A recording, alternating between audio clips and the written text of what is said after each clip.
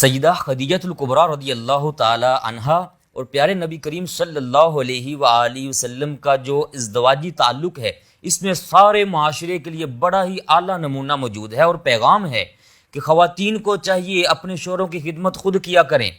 جب مکہ المکرمہ کی سردار عورت اور دولت مند خاتون کریم آقا صلی اللہ علیہ وآلہ وسلم کی خدمت اپنے ہاتھوں سے کر رہی ہیں اور دوسری طرف اپنے شوہر کی خدمت اپنے ہاتھوں سے کر رہی ہیں، وہ عظیم خاتون جن کو کریم آقا صلی اللہ علیہ وآلہ وسلم نے اپنی امت کی خواتین کے لیے آئیڈیل قرار دیا ہے، تو ان خواتین کو بھی چاہیے، ہماری پیاری بہنوں کو چاہیے، اسلامی جو ہماری خواتین ہیں ان کو چاہیے کہ آئیڈیل بنائیں پیارے نبی کریم صلی اللہ علیہ وآلہ وسلم کی پیاری زوجہ حضرت خدیجہ الکبریٰ رضی اللہ تعالیٰ عنہا کو اپنے شوہر کے کام خود کیا کریں۔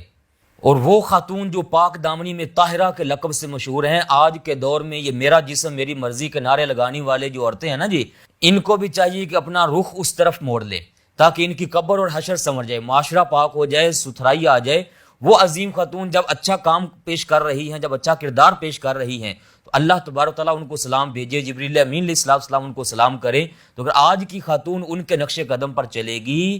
تو اللہ تبارک و تعالیٰ ان پر بھی اپنی رحمتوں کے سائے فرما دے گا، گھر کی پریشانیاں ختم ہو جائیں گی، معاشرہ سنور جائے گا۔ جب گھر سنورے گا، ٹینشن ختم ہوگی، گھر کے سارے افراد خوشی میں آئیں گے، جب افراد خوشی میں آ جائیں گے تو معاشرہ آہستہ آہستہ سنورنا شروع ہو جائے گا۔ تو اپنے گھر اور معاشرے کو سنوارنے کا طریقہ اور ذریعہ وہ آج کے سبق میں سیدہ خدیجہ الکبریٰ رضی اللہ تعالی عنہا کے نقش قدم پر چلنا ہے۔